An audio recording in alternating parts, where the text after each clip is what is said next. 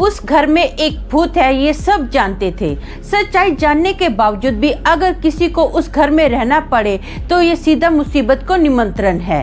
दूसरे शब्दों में कहा जाए तो इसे जानबूझकर मौत के मुंह में घुसना कहते हैं। ये भयानक घटना रूह कपा देने वाली है, जो पूरी तरह रोमांचकारी पलों से भरी हुई है, सिर्फ इसलिए क्योंकि हर कोई ये देखना चाहता था कि हॉन्टेड घर में प्रवेश करने के बाद संदीप के साथ क्या होगा।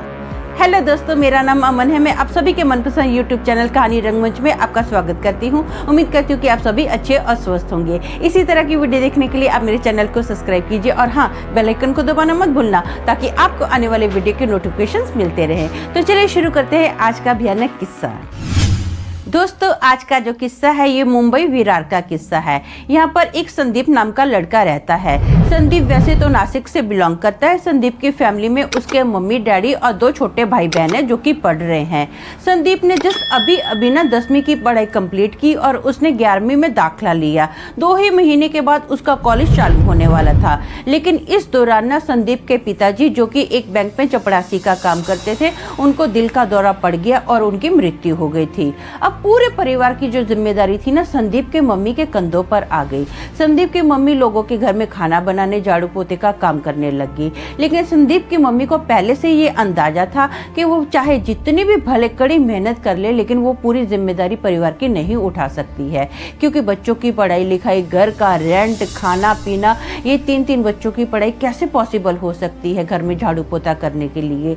तो संदीप ने डिसाइड किया कि मैं ऐसा करता हूँ, मुंबई जाता हूँ और कॉल सेंटर में जॉब करता हूँ। उसने ये बात अपनी मम्मी के आगे रखी और बोला कि मम्मी देखो, आप जानते हो कि मुझे अच्छी इंग्लिश आती है, मुझे कॉल सेंटर में फट से जॉब मिल जाएगी। मैं थोड़ा टाइम ना मुंबई में अपने दोस्त के घर पर रहूंगा, बाद में मैं रेंट का घर ले लूंगा। इससे क्या होगा, अपना परिवार का अच्छे से गुजारा चलेगा और 2 साल के बाद ना वैसे भी मैं थोड़ा सा पैसा जमा कर लूंगा और आगे अपनी भी पढ़ाई जारी कर सकता हूँ। तो इसकी मम्मी को ना ये बात बहुत अच्छी लगती है। वो अपनी बेटे को बोलती है, बेटा जैसा तुझे सही लगता है तू कर, माँ का आशीर्वाद हमेशा तेरे साथ है। अब संदीप मुंबई में आता है, उसको फट से कॉल सेंटर में जॉब मिल जाती है। थोड़ा दिन ये अपने दोस्त के घर में रहता है, बाद में ये ना एक घर की तलाश करता है कि कहीं सस्ते में अच्छा घर मिल जाए। अब इसको एक चौल में घर मिलता है। उस घर का मालिक ना सीधा सीधा संदीप को बता देता है कि देख, तेरे से पहले यहाँ पर एक फैमिली रहती थी जिसमें हस्बैंड वाइफ रहते थे। इन दोनों का ना अक्सर झगड़ा होता रहता था। एक बार क्या हुआ, झगड़े में ना पति ने घर छोड़ दिया और पीछे से उसकी वाइफ ने खुद को जला लिया और उसकी मृत्यु होगी। उसकी मृत्यु के बाद आसपास के लोगों का कहना है कि उसकी जो आत्मा है ना इस घर में भटकती रहती है। बोलते हैं कि यहाँ पर तरह तरह की आवाजें आती है, कभी रोने की, कभी हंसने की। ये सब फालतू बातें हैं। इन्हीं अफवाहों के चलते हुए मैंने अपने घर को बेचने की, अपना रेंट पर चढ़ाने की बहुत कोशिश की, लेकिन ना तो मेरा घर बिक रहा है, ना ही रेंट पर चढ़ रहा है।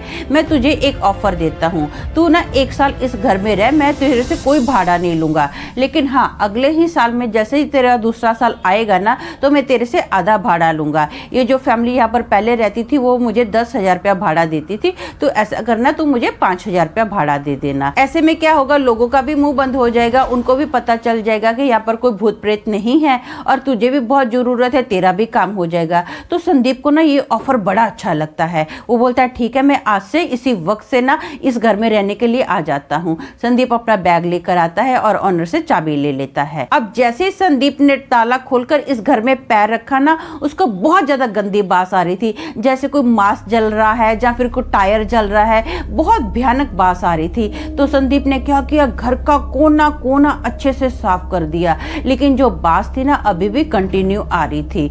अब संदीप को समझ में नहीं आ रहा कि मैं करूँ तो क्या करूँ। साफ सफाइयाँ भी बहुत कर दिया है मैंने, खिड़कियाँ वगैरह भी सब खुली रखी है, पता नहीं ये बास कहाँ से आ रही है। बड़ा परेशान होता है। पूरा घर अच्छे से उसने धो दिया था, चमका दिया था, लेकिन जो बास थी ना कंटिन्यू आ रही थी। तो संदीप डिसाइड करता है कि इतनी भयंकर बास में ना मैं खाना तो ना तो बना सकता हूँ ना ही खा सकता हूँ। बेटर है कि ऐसा करता हूँ, एक लारी पर जाता हूँ और वहां से कुछ ना कुछ खाकर आ जाता हूँ। अब संदीप लारी पर जाता है और वहां पर खाना स्टार्ट कर देता है।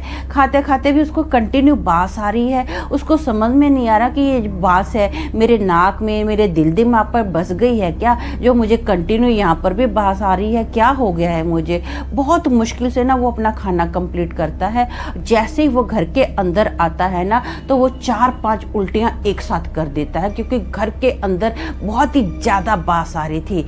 उल्टियां करने के बाद उसकी हालत जो थी ना बहुत ज़्यादा खराब हो गई थी। वो अपना पलंग पर लेट जाता है। थोड़े ही टाइम के बाद उसकी आँख लग गई थी। उसको ना अचानक से नींद में ऐसा लगता है कि जैसे कोई पलंग के नीचे से ना ऐसे ऐसे मुक्कियां मार रहा है, जैसे कोई आटा नहीं गूंथता है वैसे वैसे कोई उसकी पीठ पर ऐसे ऐसे कर रहा है, हाथ चला रहा है। अब इसकी आँख खुलती है, फट से ये पलंग के नीचे दिखता है तो इसको कोई दिखाई नहीं देता। ये फट से बैठ जाता है। अब ये पलंग पर बैठा है लेकिन इसको ना अपनी पीठ पर बहुत ज़्यादा चटके महसूस होते हैं कि जैसे कोई आग के चटके लगा रहा है। ये फटाफट उठकर भाग कर ना शावर के नीचे जाता है, शावर चालू करता है और जैसे इसके पीठ पर पानी पड़ता है ना तो इसको थोड़ी राहत मिलती है। अब ना इसको थोड़ा अच्छा लग ही रहा होता है तो इसको ऐसा लगता है कि बाथरूम के एक कोने से ना किसी औरत के हंसने की आवाज आ रही है। हल्के से वो जो औरत है ना धीरे धीरे हंस रही है।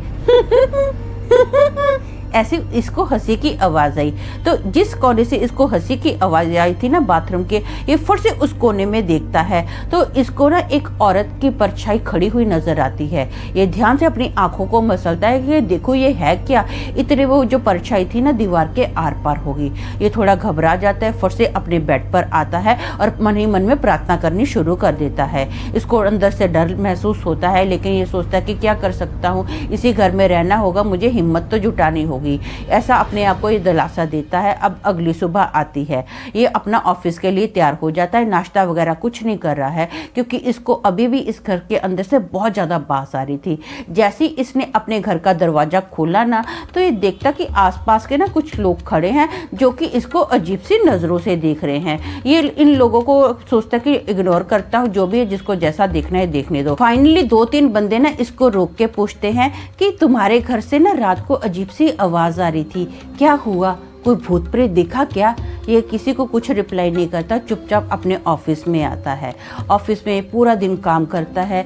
अब ये सोचता है कि बाहर से कुछ ना कुछ खा के आ जाऊंगा, लेकिन पूरा दिन इसको कंटिन्यू वो बात सता ही रही थी। खाना खाने के लिए बैठता है फिर भी इसको बात आ रही है, ये खाना खा ही नहीं पाता है। ये ना ऐसा करता है बिना खाए पिए अपने घर के अंदर आता है। जैसे ही घर के अंदर इसने एंटर किया ना तो इसको ऐसा लगा कि कोई हॉल से भागकर ना किचन में गया है। इसने एक परछाई देखी, ये फट से भागकर किचन में गया तो अचानक से ना कुत्ते जो थे ना जोर जोर से भौंकना स्टार्ट कर दिए। ये थोड़ा घबरा गया कि क्या है, किधर है कोई, इसको कोई दिखाई नहीं दे रहा है। ऊपर से जो कुत्ते जोर जोर से भौंकना स्टार्ट कर देते हैं। ये थोड़ा घबरा जाता है क्योंकि इसने अपनी मम्मी से सुना था कि अगर रात के वक्त ऐसे कुत्ते भौंकते हैं ना तो उनको कोई ना कोई बुरी आत्मा दिखती है। ये थोड़ा टेंशन में आ जाता है कि क्या करूँ क्या नहीं करूँ। अब इसने कुछ खाया पिया भी नहीं है, थका हुआ भी बहुत है। ये ऐसे ही बेड पर सो जाता है। सोने के बाद ना आधी रात का वक्त होता है तो इसको ऐसा महसूस होता है कि जैसे इसके पैर ना किसी ने जलती हुई अंगीठी में डाल दिए, आग में डाल दिए। ये जोर से चिल्ला के उठता है और फटाफट बाथरूम में जाता है, शावर ऑन करता है, अपने पैरों पर ये पानी डाल रहा है। इसको बहुत ज़्यादा हीट महसूस होती है। इसके जो पैर है ना हल्की हल्की इसके पैरों की स्किन लाल भी हुई हुई है। जैसे आग का चटका लगता है तो कैसे फट से स्किन लाल हो जाती है, वैसे इसके पैरों की स्किन लाल भी हुई हुई है। ये देखकर घबरा जाता है कि ऐसे कैसे हो गया है, मेरे पैरों की स्किन ये अजीब सी कैसे है। अब ये अपने पैरों की ओर ऐसा देख ही रहा होता है, मन में सोच ही रहा होता है तो फिर से इसको औरत की आवाज आती है हंसने की बाथरूम के एक कोने से। ये उस कोने की ओर देखता है तो इसको एक औरत का साया दिखाई देता है जो दीवार के आर पार हो गया। ये घबरा जाता है, फटाफट अपने बेड पर आता है और वैसे कल की तरह प्रार्थना करना स्टार्ट कर देता है। ये टेंशन में है कि मैं करूँ तो क्या करूँ, मुझे तो कुछ समझ में नहीं आ रहा। पूरी रात ये जागता है और प्रार्थना कर रहा होता है। अगली सुबह होती है। अब इसने 2 दिन से कुछ खाया पिया नहीं है, सोया भी ढंग से नहीं है। अब इसकी तबीयत इतनी ज़्यादा खराब थी ना कि इसकी हिम्मत ही नहीं बन पाई कि ये ऑफिस में जा पाए। ये पूरा दिन ऐसे ही लेटा हुआ है, कुछ नहीं खाता है, बस इसको सर जो है इतना चकरा रहा है इसको अब कंटिन्यू ऐसा लग रहा है कि जैसे इसके शरीर में से भाप निकल रही है। इसको बहुत गर्म महसूस होता है। ये ना क्या करता है, बुखार की गोली खाता है और सो जाता है। ये अभी इसकी जो आँख है ना आधी रात को खुलती है और सीधा ये पंखे की तरफ देखता है। पंखे की तरफ जब देखता है ना तो ये देखता है कि एक भयानक खूंखार औरत जिसकी बड़ी बड़ी मोटी मोटी काली काली आंखें हैं, लंबे लंबे बाल है, वो पंखे पर ऐसे लटकी हुई है जैसे कि चमगादड़ लटका हुआ होता है और इसकी ओर घूर के देख रही है। उसके जो लंबे लंबे नाखून है ना, ऐसे इसके पेट के पास है। ये जोर से चीख मार के उठता है और इसको इतनी जोर से प्रेशर आता है ना, ये फटाफट बाथरूम के अंदर जाता है। इसका जो बाथरूम था ना, वो इंग्लिश टॉयलेट थी। ये कमोड पर बैठता है और लैट्रिन करना स्टार्ट कर देता है। लैट्रिन करते करते इसको ऐसा महसूस होता है कि कोई इसकी गोद में आके बैठ गया है और इसकी जो पूरी बॉडी है ना, वो जल रही है। ऐसा लगा कि किसी ने आग लगा दी। बाल्टी में जो भी पानी था ना, ये फटाफट वो पानी डालता है अपनी पूरी बॉडी पर और उठने की कोशिश करता है कमोड से, लेकिन ये उठ ही नहीं पा रहा है। इसको ऐसा लगता है कि किसी ने इसको जकड़ लिया है, पकड़ लिया है और वो पूरी अपना ताकत लगा रहा है कि ये कमोड से उठ ना पाए। ये भी अपना फुल फोर्स लगाता है और फाइनली ये कमोड से उठ जाता है। फटाफट ये अपना फोन उठाता है और अपनी मम्मी को पूरी घटना बताता है कि मम्मी, कुछ दिन से मेरे साथ ऐसा ऐसा हो रहा है। आज तो मैंने उस औरत को देखा भी है, उसने मेरे ऊपर अटैक भी किया है। तो इसकी मम्मी बोलती, बेटा अभी का अभी बैग उठा और यहाँ से निकल जा। भले तो पूरी रात रोड पर निकाल ले, मुझे कोई फर्क नहीं पड़ता, क्योंकि तेरी जान रहेगी तो हम भी जिंदा रहेंगे। अब मैं किसी को खोना नहीं चाहती हूँ। तो ये अपनी मम्मी की बात मान लेता है, फटाफट अपना बैग लेता है और उस घर से निकल जाता है। ये 3-4 दिन अपने दोस्त के यहाँ पर ही रहता है। फाइनली इसको एक अच्छा घर मिल जाता है, सस्ता, और ये रेंट पर उस घर में रहने के लिए चला गया। तो दोस्तों, मेरा मानना ये है कि एक आज्ञाकारी लड़का होने के नाते संदीप ने अपने पूरे परिवार को नई मुसीबत से बचा तो लिया, लेकिन उसको पहले ही जब पता था कि उस घर में भूत है तो उसको इस घर में एंटर करना ही नहीं चाहिए था। तो आज के लिए बस इतना ही। कल फिर मिलेंगे और एक भयानक किस्से के साथ। तब तक के लिए शालोम, शांति और सलाम।